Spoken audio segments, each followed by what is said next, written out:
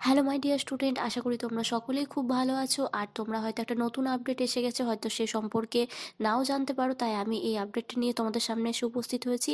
আপডেটটা হচ্ছে এরকম যে তোমাদের মাধ্যমিক এবং উচ্চ মাধ্যমিক পরীক্ষার সময়সূচি পরিবর্তন ঘটেছে। অর্থাৎ এখানে তোমাদের দিন কিন্তু একই রকম থাকলেও, অর্থাৎ যেমন মাধ্যমিক পরীক্ষা 2 তারিখ থেকে শুরু হওয়ার কথা 2 তারিখ থেকেই শুরু হবে, এবং উচ্চ মাধ্যমিকও তাই একই দিনে শুরু হবে, যে ডেট দেওয়া হয়েছে পর্ষদের দিক থেকে। কিন্তু যেটা পরিবর্তন হয়েছে সময়ের ক্ষেত্রে, সময় এখানে মাধ্যমিক পরীক্ষার সময় 2 ঘন্টা মতন এগিয়ে গিয়েছে, আর উচ্চ মাধ্যমিক পরীক্ষার সময় 2 ঘন্টা 15 মিনিট মতন এগিয়েছে।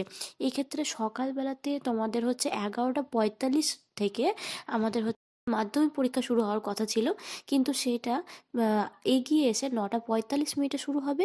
এবং যেটা হচ্ছে উচ্চ মাধ্যমিক পরীক্ষা, যেটা বেলা 12টা থেকে শুরু হওয়ার কথা ছিল, সেই টাইম পরিবর্তিত হয়ে 9টা 45 মিনিটে সেই পরীক্ষাটি শুরু হবে। তাই দিন যেমন ছিল তেমন থাকলেও টাইম কিন্তু এগিয়ে গিয়েছে। আর এটা আজকে নতুন আপডেট এসছে, তো তোমরা সেরকমভাবে প্রস্তুতি নিতে থাকো এবং তোমাদের পড়াশোনা চালিয়ে যেতে থাকো।